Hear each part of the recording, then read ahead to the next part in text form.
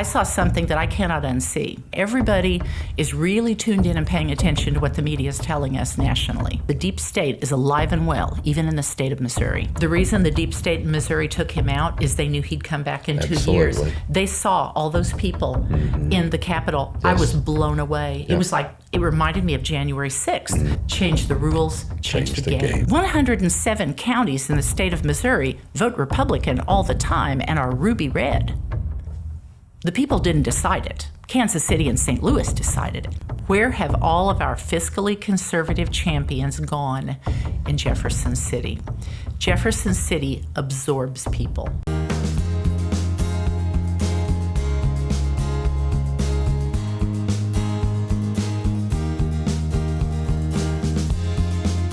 Welcome everyone to the Patriot Project on Mugwump Media. Kevin, we have a nice lady in the studio today for an interview. Miss Angela, I'm looking forward to it, yes. That's right. Folks, today we have Ms. Angela Romine with us. She's running for District 140, Missouri House of Representatives seat here in Christian County. Angela, welcome to Mugwump Studio. Thanks for having me. You bet, anytime. Now, we have a wonderful bio. This gal, she's a busy woman, let me tell you, and she has some good, strong opinions that I like. First of all, Angela is an Army veteran who comes from a family of service. Her father and husband also served in the military. It shaped her strong belief in faith, freedom, personal responsibility, and the belief that the proper role of a limited government is to serve the people, not control them. Go figure, wow. Angela first stepped into public service when, as a business owner for over 13 years, she saw firsthand how government decisions impacted everyday citizens and small businesses during the COVID shutdown. Yeah, we experienced that ourselves. For a time, Angela served on the Springfield City Council, and she became known for standing against vaccine mandates, opposing tax increases, voting against bloated city budgets, and opposing the city's purchase of privately owned businesses. Angela believes that the private sector, not the government, should drive economic growth. Very smart. Angela later on ran for state senate, supported and fueled only by grassroots everyday people. Although she was heavily outspent with no large donors, no campaign manager, and she was facing an establishment-backed incumbent amid public attacks, Angela remained steady. She remained committed to protecting the God-given rights and freedoms of the people of Missouri, unshaken, no matter what. Now, folks, the reason that we brought Miss Angela in today, and we're going to turn her loose here in a few minutes, and she's going to let you know some of the things she's very passionate about and that she wants to do to help Missouri. But the reason we brought Miss Angela in today is so that we can introduce her to Missouri District 140 constituents. That's us.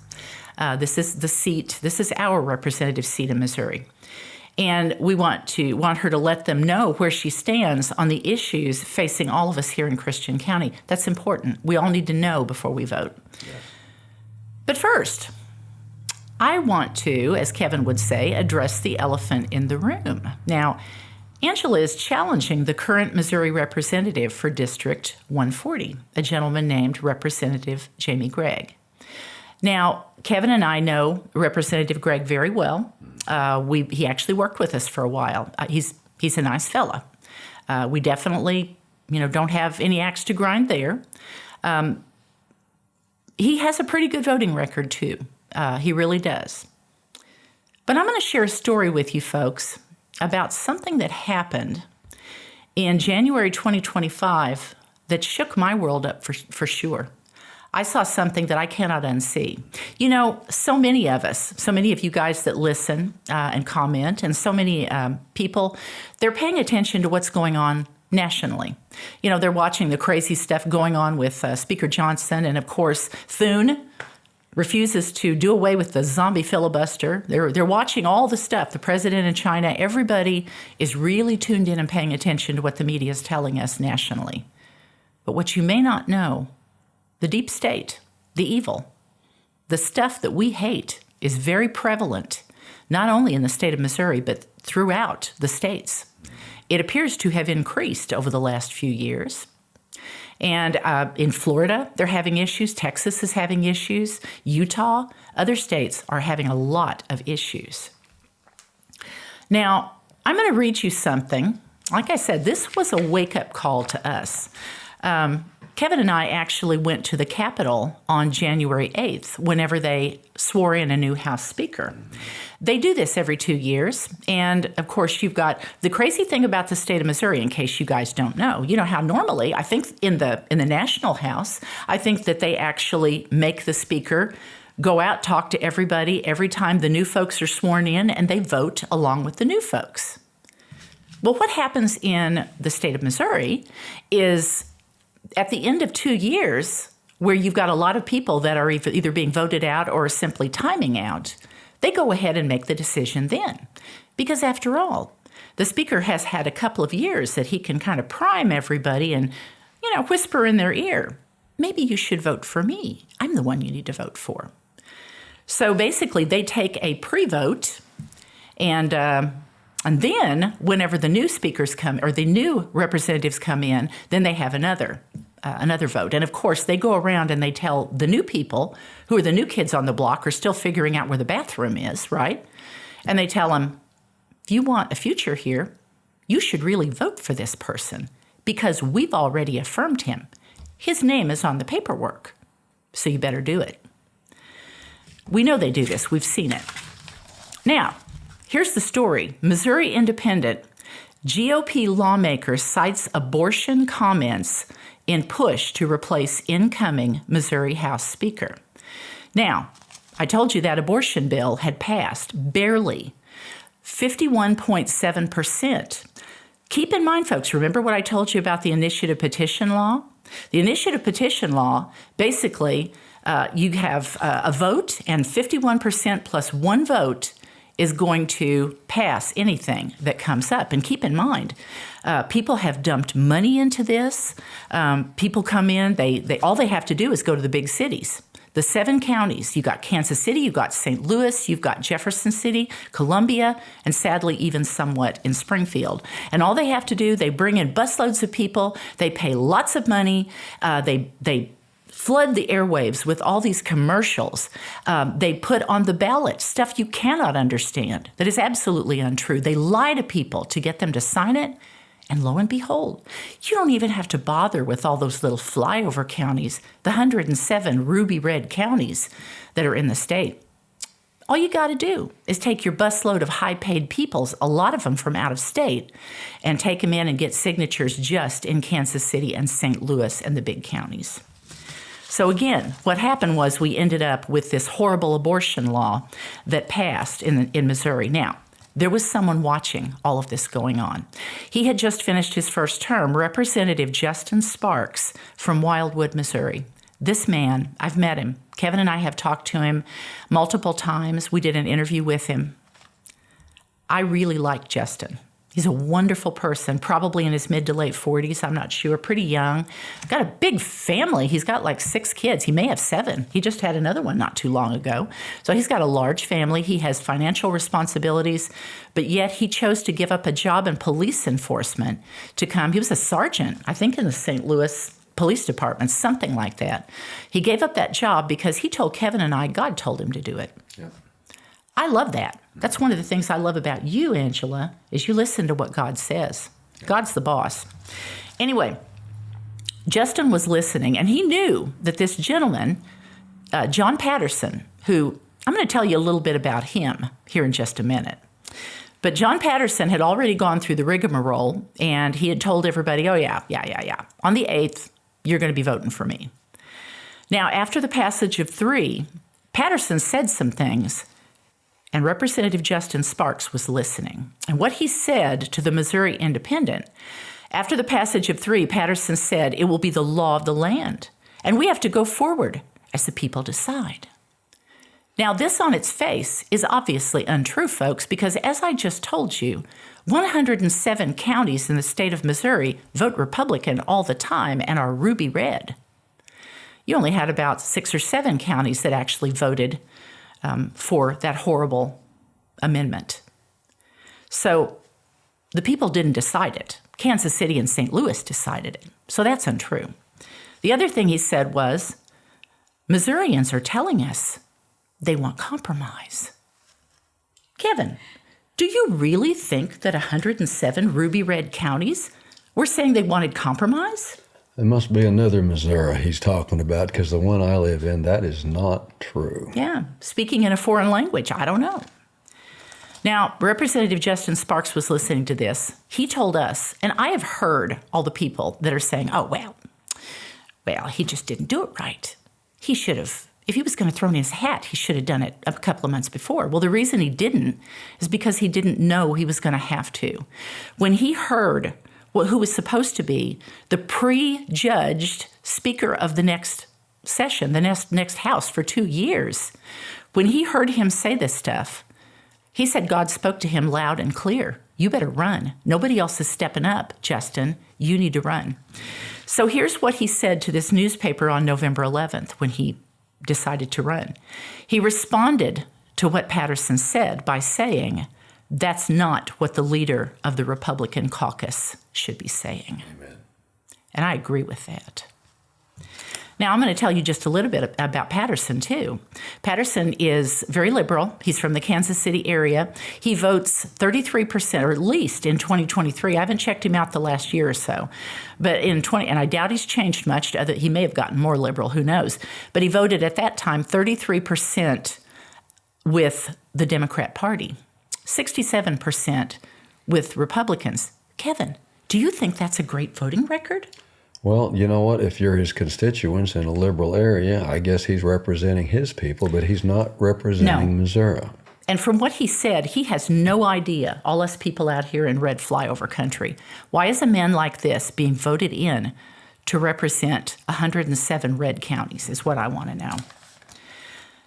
And you know, here's what I think about this. He went ahead and threw his hat in the ring, and of course everybody, it was like a bomb dropped in all the local MRAs, central committees, everything. There is still to this day, Angela and I were talking about it, there is a gaping wound still today because there were so many disagreements among people that really had the numbers and the sway that there were many people that didn't vote for Justin Sparks for House Speaker on January 8th that should have, because there were people behind the scenes, their MRIs and central committees were telling them, we don't like this guy. You know, you should be voting otherwise. But no matter what ended up happening on January 8th is this gentleman ended up getting voted in. Now, I'm going to read you something from what Justin Sparks said. Only 10 people voted for him. The people that we did the interviews with at the very beginning of the Mugwumps, we called them the Brave 10. That's what Mike Moon called them. And they were 10 very brave people. They stood up a lot. Some of them were first term. Some of them weren't. But they stood up and they chose to do the right thing. Because, oh, yes, yeah. Here's what Justin Sparks said on January 8th, 2025. He said today, after being told that they were committing political suicide, that their political aspirations would be over, and that their committee assignments would be in jeopardy, 10 representatives voted against the status quo anyway. They chose to listen to their constituents and vote to decentralize the power of the Speaker's office and send that power back to where it belongs, the people. Yes. Mike Moon calls it the king and the prince. Yes. Basically, you've got somebody who lines up as the floor leader, and, you know, he's going to be voted in as, you know, because it's his turn, Kevin. You know, if he can earn enough money, it literally is like the king and the prince. But basically, they're in charge of everything. Why would a man that votes 33% of the time? Oh, and something else he did. I didn't tell you this, folks. Patterson was among 3 Republicans to vote against the SAFE Act, which banned transgender youth from starting gender-affirming care. One of 3 Republicans in our supermajority. Why is this man even being considered to be over the state of Missouri House? Now, the next thing he said, I think, is what marked him, because there was retribution. Like I told you, folks, the deep state is alive and well, even in the state of Missouri. This is what he said. This is why we will win. You can't threaten us. You can't buy us. and you can't ignore us anymore.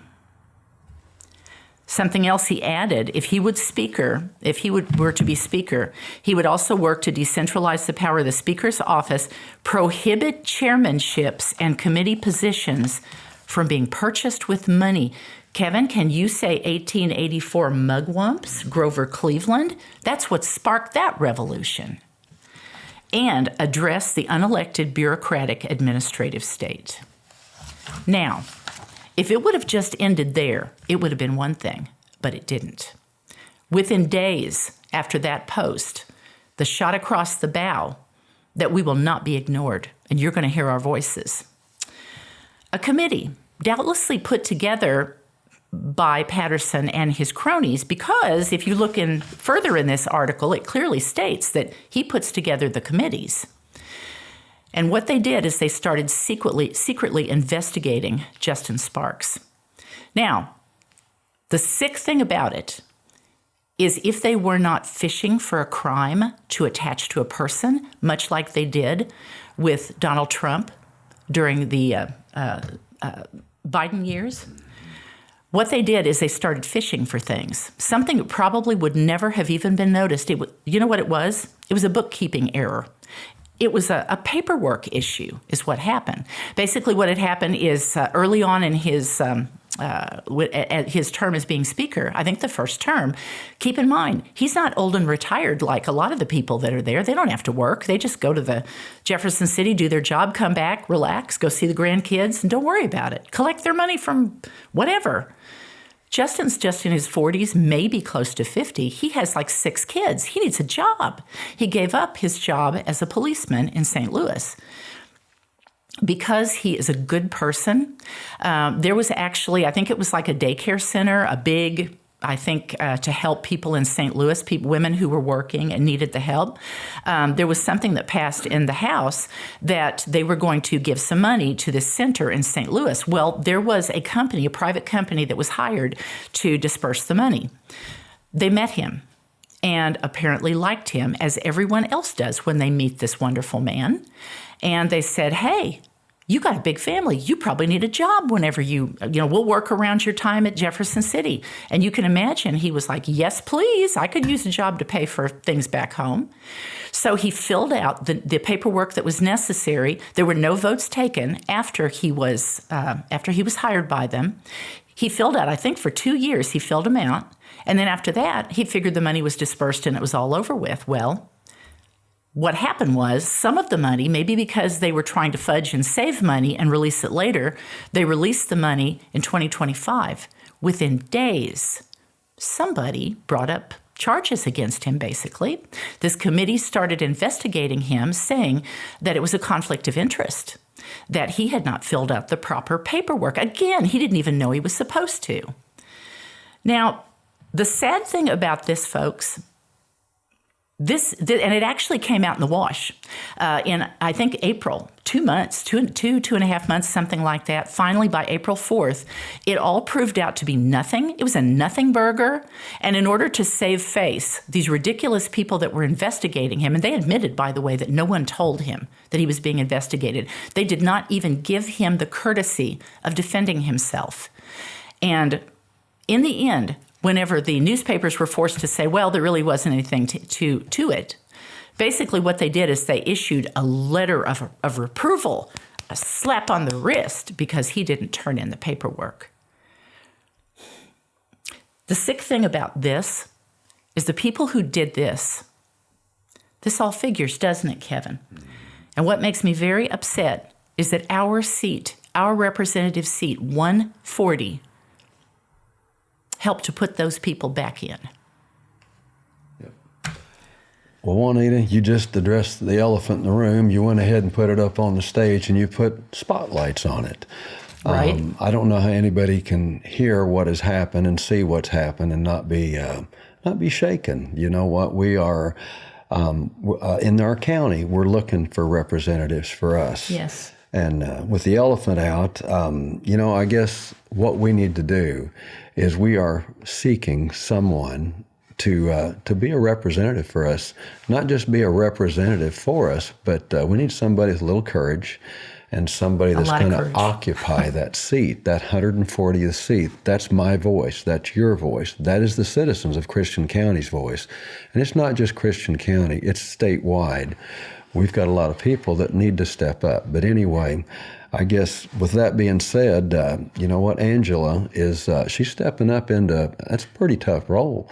That's Yes. it's not going to be a pleasant thing, you know, if she Yes. follows through and gets elected and winds up. So I guess I've got two questions. Yes. And the first one, I guess with that being known and all this exposed, Angela, why are you running? Well, first of all, you know, I feel God-led. I've been asked to run for other things that I've turned down because in prayer I haven't felt the calling. But most importantly, that's the one thing. And really, the more and more I think about it, it's because we need our voices heard. You know, we have not had our voices heard in a very, very long time. Yes. And people are tired of the same old, same old. And, you know, even in Springfield, when I was on city council, people thanked me because I was listening, because I was the voice, even if they thought they were in the minority, and I don't think they were. You know, I told them somebody has to represent them, and that's why people started asking me to run for state senate. And I was in prayer in that one too, and that was a little harder to say yes because that's an overwhelming position.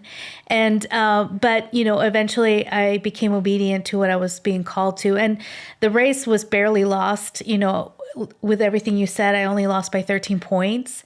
And it's because grassroots, we the people are tired of not being heard from bottom to top and top to bottom. Yes. And Yes. so Yes. that's the main reason, that Yes. I'm running. Very good. That is absolutely wonderful. Yep. You also have, she's a gun owner, and SAPA was one of the things that Yes. was also voted wrongly. Correct. So my phone actually started blowing up when Jamie had Representative Jamie Gregg voted no in committee for the SAPA Second Amendment Preservation Act. And it was interesting to me because I think only 3 Republicans voted for it. There was the Republicans that were there, most of them voted no, and there was a few missing. They didn't want their vote on the record, so they basically were giving a no vote by not being there.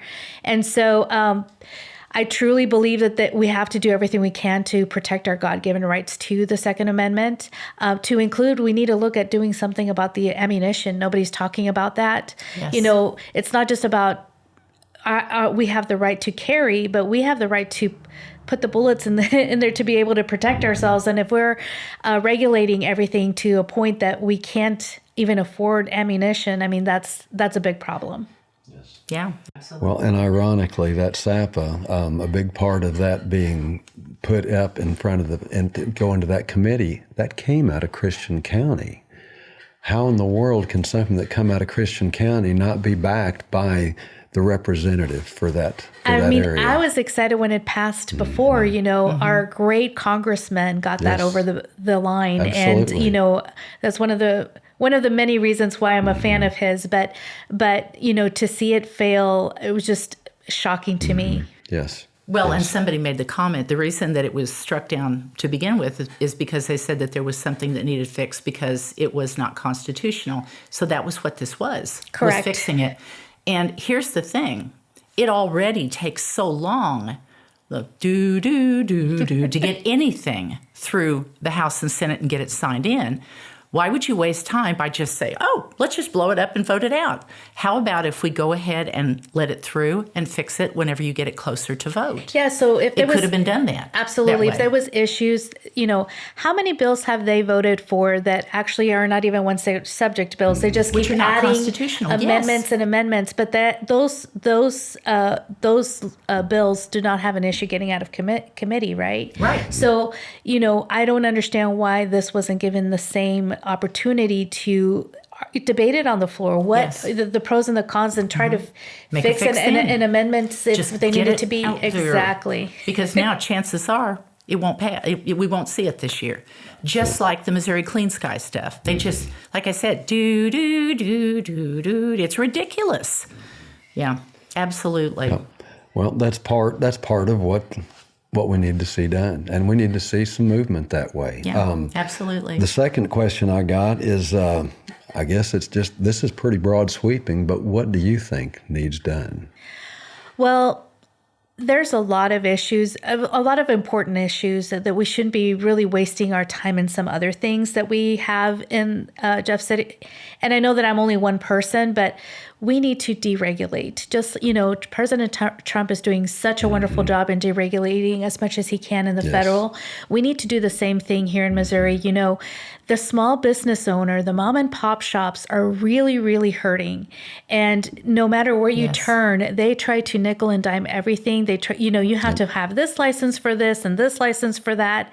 And then that you have this tax and you have that tax. And then the minimum wage, which apparently is a new tax. Yes. And so I do agree that we need to get rid of the state income tax, but the service industry is going to take a hit because there's not going to be some people, they're not going to be able to afford to go to services as regularly as they did, right? Because you're talking about the pet sitting, the nail salon, the hairdresser, and I do agree that we should pay something because we have things in that we need, like our roads and stuff like that. But what happens too is there's a lot of subsidies and a lot of carve-outs and a lot of tax credits for big corporations that's not given to the mom and pop shops. So we're not living in a free market society. We're living in a crony capitalism.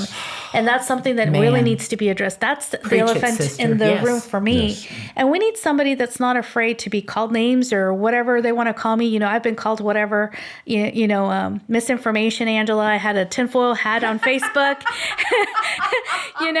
and I didn't care. I was going to talk about the people that were not wanting to get the vaccine and the people that wanted to not wear the mask. And, the city council people called me names and the newspaper called me names and the left called me names. And I just kept on pushing, right?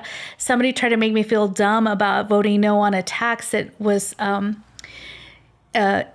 it was legislation based, and it comes to the vote of city council to vote on it. And I voted no, and everybody made me feel like an idiot because they're like, it's just a procedure. And I'm like, if it comes to a vote, I have a right to vote no. It doesn't say that I have to automatically say yes. So I don't care if you think I'm stupid. The answer is no. I don't want to give any more money to the government that we don't have to. Amen. The budget is bloated. I mean, I gave the example, the field house was bought with our taxpayer money, almost $20 million for that debacle. It was privately owned. And if it was successful, the private industry would have bought that business in a heartbeat. So now it's a government-owned business, and they bought the Cardinal Stadium. Between the two, that was almost $20 million.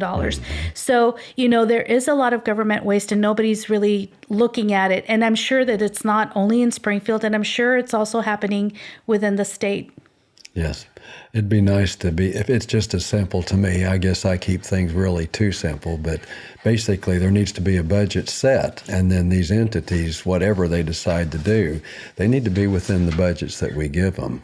But everything is done backwards. They finance these things, and then they go ahead and figure out how we're going to pay for it. Exactly. Without us having a say about it. And everything, the Kehoe, oh my goodness, and they're going along with it. Yep. Right. Our supermajority is going along with it. Yep. Governor Kehoe's 2026 fiscal year budget was $52 billion, and it's $50 billion this year.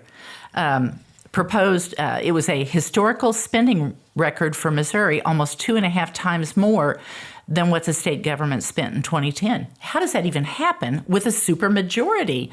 And what you said, the budget included hundreds of $millions in earmarks. And this was from a really cool article from Bill Eigel, who's an amazing guy in Missouri Times. He ended with this, and I think this is where I'm going to end too, folks. Something's got to change. We're turning blue. We've got all this liberal stuff that's coming in through this initiative petition, and we've got people that won't stand up and say, no, we're not going to do this stuff. Despite the massive spending increases that have taken place the last decade and a half, Missouri ranks in the bottom half of states for GDP growth, trailing most of our immediate neighbors, according to the U.S. Bureau of Economic Analysis. On a per capita basis, the numbers are even worse. The Show Me State ranks 36 out of 50 states in terms of an individual productivity. This is how he ends it. He says, "This begs the question, where have all of our fiscally conservative champions gone in Jefferson City?" Jefferson City absorbs people. And I don't think you'd be absorbed. I think you remind me of the 10. You remind me of Lisa Durnell and some of the others. And you got to have a strong North Star to get up there and not be absorbed, for sure. My North Star is Jesus. Which is the perfect North Star. Yes, that's right. I loved it. You did great. Kevin, did you have anything else to add? You know what? We could talk a long time, but I'm looking forward to the conversations We'll that are talk going to more. happen. You know Yeah, what? We'll talk more. You bet. There's going to be debates. There's going to be conversations. Yeah. And you know what? There's hope. And you know what? A lot of people think, they'll say that Justin lost and he just caused problems, but he did not lose. No. Because of him, we're having these conversations and we know Yes. that we can stand. He set that example and there are people standing and there's going to be more. The reason the deep state in Missouri took him out is they knew he'd come back in 2 years. Absolutely. They saw all those people in the Capitol. I Yes. was blown away. It was like, it reminded me of January 6th. They had signs and they said, "Vote for Justin Sparks, change the rules, change the game." And they knew they had to take him out. That's why they went fishing for a crime. And anybody who tries to tell you, well, it's a good thing we didn't vote for him because he would have left. Because they litigated him, they tried to litigate him into the poorhouse. That's why. And that's how the deep state does it. Yeah. Yep. Well, folks, thanks for joining us again this evening, Angela. So good to visit with you, girl. We'll see you again soon. Your official kickoff is May 30th at Yes. Smullen Civil War Cave, right? Correct. Folks, come hang out. Be there or be square. Just got to tell you. Support this young lady.